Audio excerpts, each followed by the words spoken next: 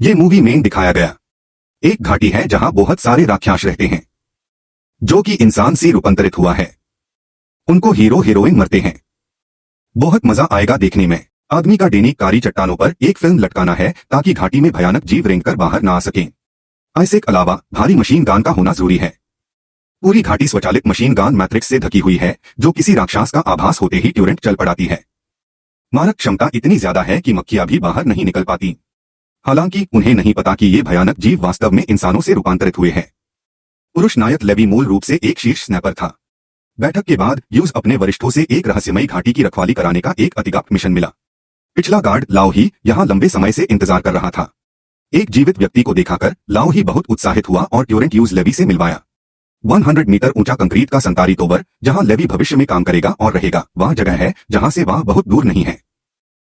पानी, बिजली, ऊर्जा और भोजन सभी उपलब्ध है और आप छाए के लिए जंगल में शिकार भी कर सकते हैं। घाटी के पार पूर्वी तोवर है जिसका कर्तव्य पश्चिमी तोवर के समान है जो इस घाटी की रक्षा कराना है।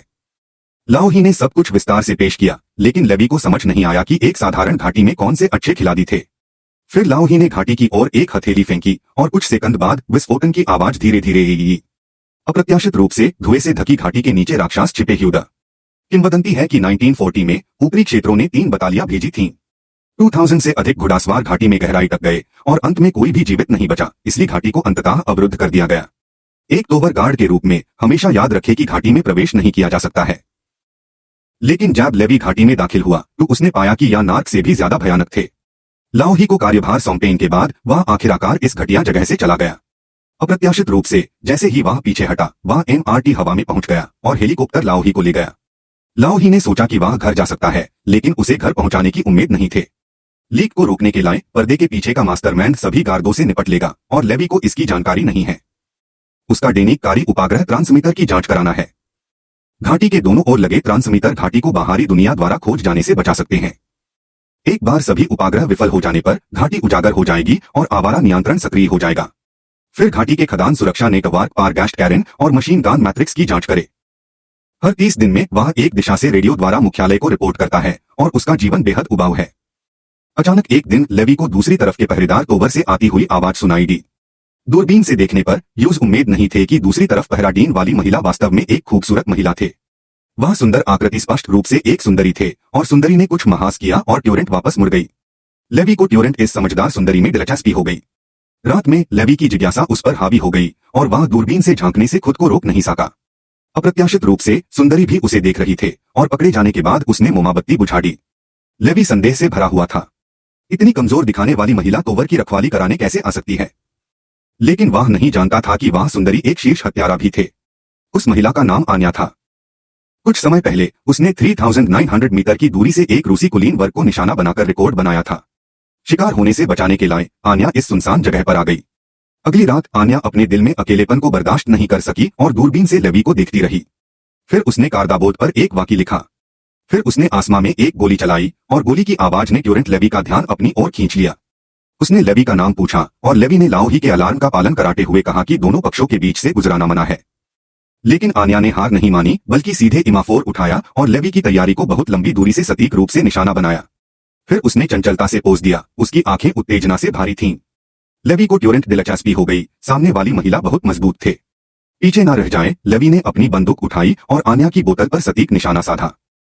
गुस्सा होने के बजाय आन्या ने लेवी को प्रशंसा भारी नजरों से देखा और फिर उसने बोतल उसके सर पर रख दी।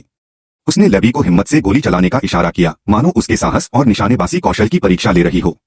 अचानक आन्या का चेहरा बादल गया। यूज लगा जैसे उसने कुछ भयानक देखा हो। उसने जल्दी से लेवी को अपने पैरों पर ध्यान देने का इशारा किया। लेवी को अचानक लगा कि कुछ गड़बड़ है और उसने ट्यूरेंट मीनार से नीचे ध्यान से देखा तो देखा कि घाटी के ताल से कुछ ऊपर चढ़ रहा है और ये घाटी में छिपे राक्षस थे। अगले ही पाल लेवी ने आखिरकार कमजोर रोशनी की मदद से राक्षस का चेहरा देखा और उसकी खोपड़ी में झुनाझुनी होने लगी। यह बिल्कुल वही खोखला आदमी था जिसका लाओ ही ने जिक्र किया था और उसने बिना किसी हिचकिचाहट के ट्यूरेंट गोली चला दी। आन्या ने ट्यूरेंट फायर सपोर्ट प्रदान किया और दोनों ने बहुत अच्छा सहयोग किया। भारी गोलाबारी के बीच घाटी ट्यूरेंट शांत हो गई, लेकिन लेवी ने हिम्मत नहीं हारी और टावर की सावधानीपूर्वक तलाश जारी रखी। आन्या को अचानक लगा कि कुछ गड़बड़ है। उसकी गहरी समझ से ऐसा लग रहा था कि टावर के नीचे कुछ हलचल हो रही है। आन्या सतर्क रही और धीरे धीरे और सावधानी से पीछे हटी। इस समय अचानक यह देखाकर कि खोखला आदमी पहले ही रेंगकर उसके पास आ चुका था, आन्या ने अपनी बंदूक को थोड़ा सा समायोजित किया। आन्या ने क्यूरेंट देखा और पाया कि खोखला आदमी चुपचाप संतारी टावर पर चढ़ गया था। आन्या ने जल्दी से गोलीबारी शुरू कर दी और दूसरी तरफ लेवी ने क्यूरेंट फायर सपोर्ट प्रदान किया। आन्या विस्फोट के मलाबे की चपेट में आ गई। लेवी बेहद चिंतित था और उसने क्यूरेंट भारी मशीन गन चालू कर दी और गोलाबारी बारिश की बूंदन की तरह बरसने लगी। दूसरी तरफ का संकट अभी सुलझा नहीं था और उसका अपना संकट आसन था। खोखला आदमी जिसे अभी अभी खड़ेदा गया था, वही गलाती दोहराता हुआ फिर से ऊपर की ओर दौड़ा। लेवी के पास इस समय कुछ क्लॉन मंत्र थे। आन्या ने दर्द सहा और उठाकर मशीन गन सेट की और जोरदार फायरिंग शुरू कर दी। दोस्तों, पूरा मूवी देखना है तो बायो में लिंक है। मूवी कैसा लगा जरूर बताना।